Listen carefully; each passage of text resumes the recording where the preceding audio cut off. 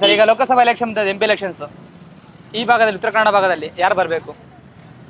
ಉತ್ತರ ಕನ್ನಡ ಭಾಗದಲ್ಲಿ ಈಗಾಗಲೇ ಕಳೆದ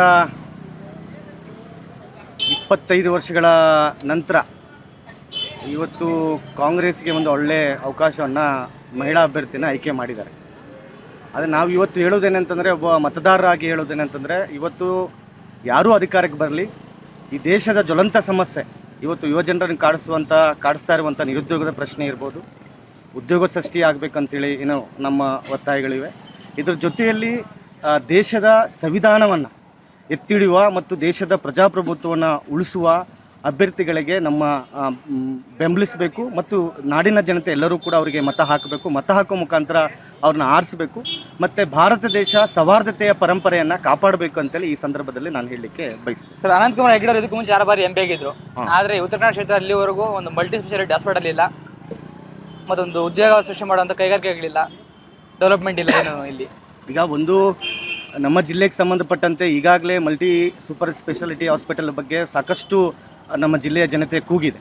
ಇದ್ರ ಜೊತೆಯಲ್ಲಿ ನಾವು ಸಾಕಷ್ಟು ಬಾರಿ ಇದನ್ನು ಆಗಬೇಕಂತೇಳಿ ಒತ್ತಾಯವನ್ನು ಮಾಡ್ತಾನೆ ಬಂದಿದ್ದೀವಿ.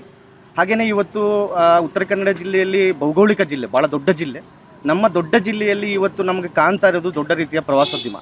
ಆ ಪ್ರವಾಸೋದ್ಯಮ ಅಭಿವೃದ್ಧಿಗೆ ಸಂಬಂಧಪಟ್ಟಂತೆ ಈ ಭಾಗದ MP ಗಳು, ಈ ಹಿಂದಿನ MP ಗಳು ಮಾಡಬೇಕಾಗಿತ್ತು. ಅವರು ಮಾಡೋರಲ್ಲಿ ವಿಫಲ ಆಗದ ಕಾರಣಕ್ಕಾಗಿ ಹೊಸ ಅಭ್ಯರ್ಥಿಯನ್ನು, ಕಾಂಗ್ರೆಸ್ ಅಭ್ಯರ್ಥಿಗೆ ಈ ಸತ ಬರಬೇಕಂತಲೇ ನಮ್ಮ ಬಯಕೆ. ಸರ್, ಕಾಂಗ್ರೆಸ್ ಕಡೆ 5 ಗ್ಯಾರಂಟಿಗಳು ಕೊಟ್ಟಿದ್ದರು.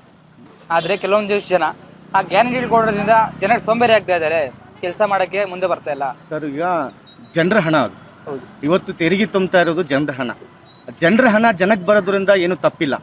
ಇವತ್ತು ಒಂದು ಎಲ್ಲ ಒಂದು ಕಡೆ ಸರ್ಕಾರನ ಇವತ್ತು ಯೋಜನೆಗಳನ್ನು, ಇವತ್ತು ಗ್ಯಾರಂಟಿ ಯೋಜನೆಗಳ ದಿಕ್ತಪ್ಪಿಸುವಂಥ ರೀತಿಯಲ್ಲಿ ಇವತ್ತು ಆಳುವಂಥ ಕೇಂದ್ರ ಸರ್ಕಾರ ಇವತ್ತು ಅದನ್ನು ಸೋಮಾರಿತನ ಅಂತೇಳಿ ಹೇಳ್ತಾ ಇದ್ದಾರೆ. ಸರಿಯಾದಂಥ ಕ್ರಮ ಅಲ್ಲ.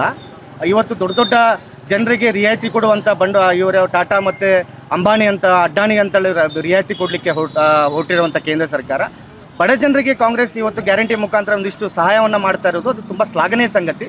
ಅದು ಕೊಡ್ತಾ ಇರೋದ್ರಿಂದ ಯಾರೂ ಸೋಮಾರಿ ಆಗ್ತಾ ಇಲ್ಲ. ಇದು ತಪ್ಪು ಕಲ್ಪನೆ ಮತ್ತು ತಪ್ಪು ಮಾಹಿತಿಯನ್ನು BJP ಅವರು ಕೊಡ್ತಾ ಇದ್ದಾರೆ.